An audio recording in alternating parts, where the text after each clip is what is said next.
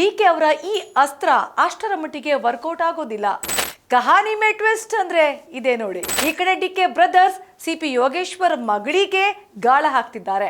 BJP doctor Manjunath ಅವರನ್ನ ಅಭ್ಯರ್ಥಿಯನ್ನಾಗಿ ಕಣಕ್ಕಿಳಿಸಿ DK brothers ಅವರದ್ದೇ ಕ್ಷೇತ್ರದಲ್ಲಿ ಚೆಕ್ ಮೇಟ್ ಇಟ್ಟಿದ್ದಾರೆ. ಹೃದಯವಂತ ಡಾಕ್ಟರ್ ಮಂಜುನಾಥ್ ಅವರ ಪರವಾಗಿ ದಳಪತಿ, ಇನ್ನೊಂದು ಕಡೆ ಸೈನಿಕ ಸಿಪಿ ಯೋಗೇಶ್ವರ್ ಎಲ್ಲರೂ ಸೇರಿ ಈ ಬಾರಿ ಡಿಕೆ ಸುರೇಶ್ ಅವರ ಕೋಟೆಯನ್ನ ಪುಡಿ ಪುಡಿ ಮಾಡೋದಕ್ಕೆ ಹೊರಟಿದ್ದಾರೆ.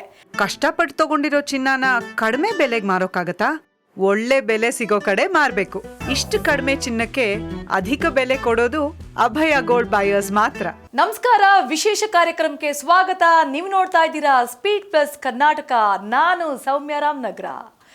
ಈ ಬಾರಿಯ ಲೋಕಸಭಾ ಚುನಾವಣೆಯಲ್ಲಿ ಸಿಕ್ಕಾಪಟ್ಟೆ ಕುತೂಹಲ ಕೆರಳಿಸಿರುವ ಕ್ಷೇತ್ರ ಅಂದ್ರೆ ಅದು ಬೆಂಗಳೂರು ಗ್ರಾಮಾಂತರ.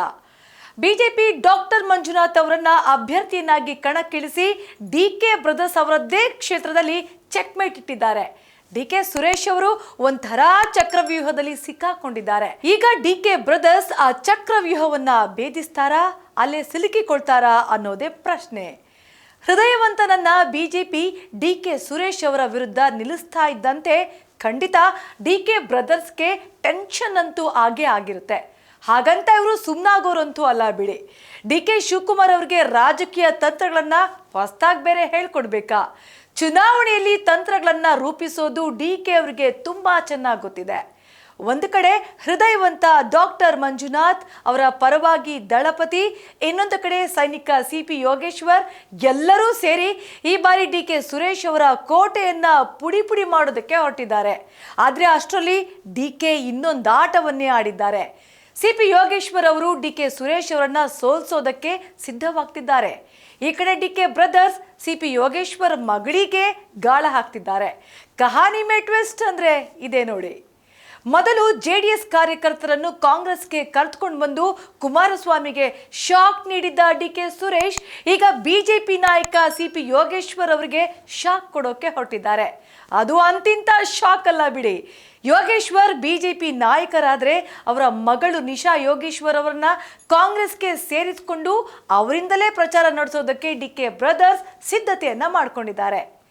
ಬೆಂಗಳೂರು ಗ್ರಾಮಾಂತರ ಕ್ಷೇತ್ರದಲ್ಲಿ ಡಾಕ್ಟರ್ ಮಂಜುನಾಥ್ ಹಾಗೂ ಡಿಕೆ ಸುರೇಶ್ ಸ್ಪರ್ಧೆ ಫಿಕ್ಸ್ ಆಗ್ತಾ ಇದ್ದಂತೆ ಮಾಜಿ ಸಚಿವ ಯೋಗೇಶ್ವರ್ ಅವರ ಪುತ್ರಿ ನಿಶಾ ಯೋಗೇಶ್ವರ್ಗೆ ಕಾಂಗ್ರೆಸ್ ಗಾಳ ಹಾಕಿದ್ರು. ಆಲ್ರೆಡಿ ನಿಶಾ ಅವರ ಜೊತೆ ಒಂದು ಸುತ್ತಿನ ಮಾತುಕತೆ ಕೂಡ ನಡೆಸಿದ್ದಾರಂತೆ. ಇನ್ನು ಕಾಂಗ್ರೆಸ್ ಸೇರ್ಕೊಳ್ಳೋದೊಂದೇ ಬಾಕಿ ಎನ್ನುವ ಮಾತುಗಳು ಕೇಳಿ ಬರ್ತಾ ಇದೆ. ಹಾಗೇನಾದ್ರೂ ಆದ್ರೆ ಮುಂದೆ ಚುನಾವಣೆ ಹೇಗೆ ನಡಿಬಹುದು ಇಮ್ಯಾಜಿನ್ ಮಾಡ್ಕೊಳ್ಳಿ. ಆ ಕಡೆ ಅಪ್ಪ ಸಿಪಿ ಯೋಗೇಶ್ವರ್ ಬಿಜೆಪಿ ಅಭ್ಯರ್ಥಿ ಡಾಕ್ಟರ್ ಮಂಜುನಾಥ್ ಅವರ ಪರ ಪ್ರಚಾರ ಮಾಡ್ತಾ ಇದ್ರೆ, ಈ ಕಡೆ ಮಗಳು ಕಾಂಗ್ರೆಸ್ನ ಡಿಕೆ ಸುರೇಶ್ ಅವರ ಪರವಾಗಿ ಪ್ರಚಾರ ಮಾಡ್ತಿದ್ದಾರೆ. ಅಂದ್ರೆ ಅಪ್ಪ ಮಗಳೇ ಎದುರಾಳಿಗಳಾಗ್ತಾರೆ.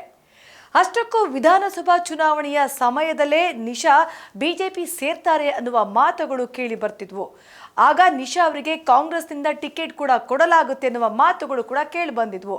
ಅದಾದ್ಮೇಲೆ ತಣ್ಣಗಾಗಿತ್ತು. ಈಗ ಮತ್ತೆ ಅದೇ ಮಾತುಗಳು ಕೇಳಿ ಬರ್ತಾ ಇದೆ. ಅಷ್ಟಕ್ಕೂ ನಿಶಾ ಕಾಂಗ್ರೆಸ್ ಪರವಾಗಿ ಪ್ರಚಾರ ಮಾಡಿದ್ರೆ ಇದರಿಂದ ಕಾಂಗ್ರೆಸ್ಗೆ ಲಾಭ ಆಗುತ್ತಾ? ನಿಶಾ ಅವರ ಪ್ರಭಾವ ಕ್ಷೇತ್ರದಲ್ಲಿ ಇದೆಯಾ? ಇಷ್ಟು ದಿನ ಅವರು ಏನ್ ಮಾಡ್ತಾ ಇದ್ರು? ಇಂತಹ ಪ್ರಶ್ನೆಗಳು ಕೂಡ ಹುಟ್ಕೊಳ್ತಿದೆ.